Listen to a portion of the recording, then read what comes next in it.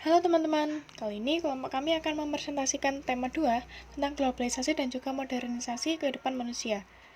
Kelompok kami ada Audrey, Lius, Glenn, Ivan, Farel, dan saya sendiri, Feli. Teman-teman, kalian tahu nggak sih kalau di dunia ini pasti akan terjadi perubahan seiring berjalannya waktu? Kalau gitu, sebutkan apa aja perubahan yang terjadi di masyarakat. Perubahan cara berpakaian, gaya hidup, masyarakat semakin kritis, dan masih banyak lagi perubahan yang terjadi di masyarakat. Teman-teman, kalian tahu nggak kalau bentuk-bentuk perubahan juga dapat dikelompokkan? Dan berikut pengelompokan bentuk perubahan sosial.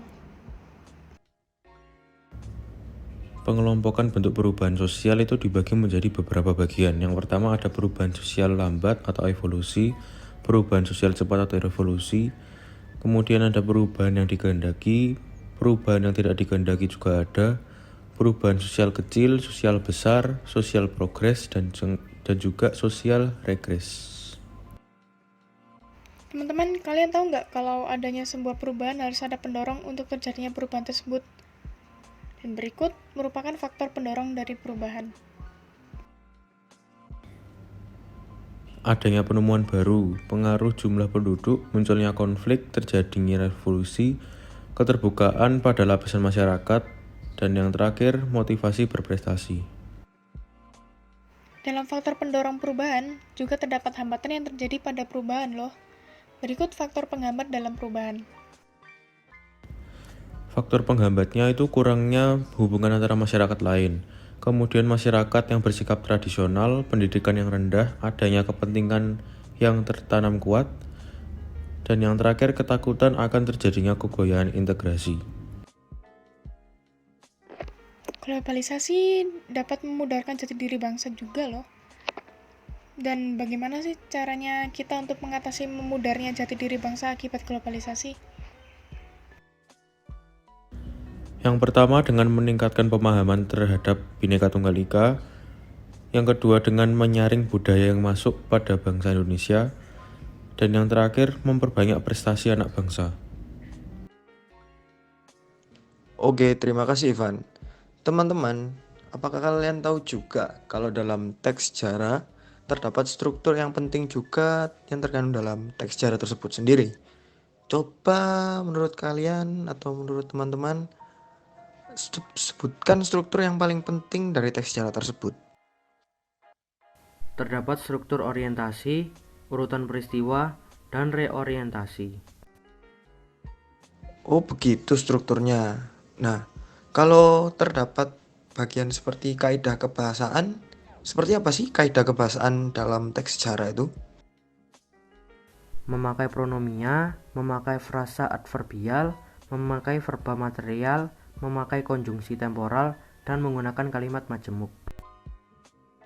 Nah, jadi ngomong-ngomong tentang kaidah kebahasaan, di dalam bahasa Inggris juga ada tentang kaidah kebahasaan memberikan dan meminta bantuan secara tepat, secara sopan yang biasanya dilakukan oleh manusia sehari-hari, sama seperti bahasa Indonesia dan pelajaran lainnya.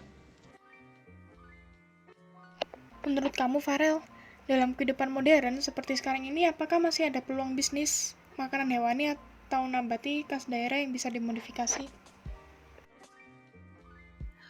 Ada dong, contohnya adalah seperti pisang nugget. Nah, dulu kan kita sering makan pisang goreng. Kalau di zaman sekarang, banyak peluang usaha pisang nugget ini.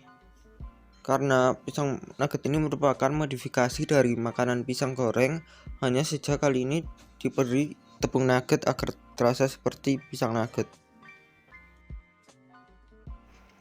Terus, apa cuma jadi pisang nugget aja? Ada rasa-rasanya nggak?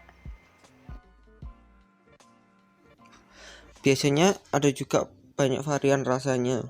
Ada yang diberi rasa coklat, stroberi, keju, dan masih banyak lainnya. Peluang usaha ini juga menguntungkan loh, karena terbukti banyak orang yang membuka peluang usaha ini dan mendapat untung yang cukup besar. Setelah tadi kita membahas tentang usaha-usaha, sekarang waktunya kita membahas tentang sejarah. Nah, ngomong-ngomong tentang sejarah perkembangan iptek di Indonesia sangatlah maju. Tapi di bidang apa aja sih dampak dari iptek tersebut? Yang pertama ekonomi, meningkatkan kemampuan produktivitas dunia industri. Yang kedua sosial budaya, semakin mudahnya menjalin komunikasi. Yang ketiga bidang pendidikan, mendominasi elemen pasar dan kebutuhan dalam kehidupan manusia pada khususnya. Yang keempat politik, banyaknya kampanye politik menggunakan teknologi platform sosial media, sehingga lebih tersiar program kerjanya di seluruh Indonesia. Oh, begitu ya, Vel. Sekarang aku penasaran nih untuk bahas mapel agama. Nah, apa sih kalau dari agama sendiri tuh arti dan makna keluarga dalam Katolik? Keluarga adalah gereja domestik atau gereja rumah tangga tempat kehidupan iman, harap, dan kasih Kristiani yang berkembang dalam diri generasi muda. Keluarga Katolik menjadi suatu komunitas rahmat dan doa, sebuah sekolah keutamaan manusiawi dan Kristiani, dan tempat iman pertama kali diwartakan kepada anak-anak. Oh, gitu. Terus juga ngomong-ngomong tentang makna keluarga, aku juga mau tanya tentang apa hakikat dan makna hidup membiara itu sendiri. Hidup membiara merupakan ungkapan hidup manusia yang menyadari bahwa hidupnya berada di hadirat Allah. Agar hadirat Allah bisa diungkapkan secara padat dan menyeluruh, orang melepaskan diri dari segala urusan membentuk hidup berkeluarga.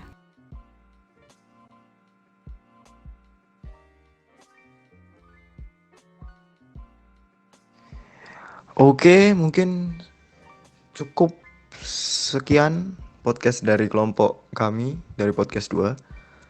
Semoga apa yang kita sampaikan tidak ada salah kata-kata dan juga bisa bermanfaat bagi para pendengar.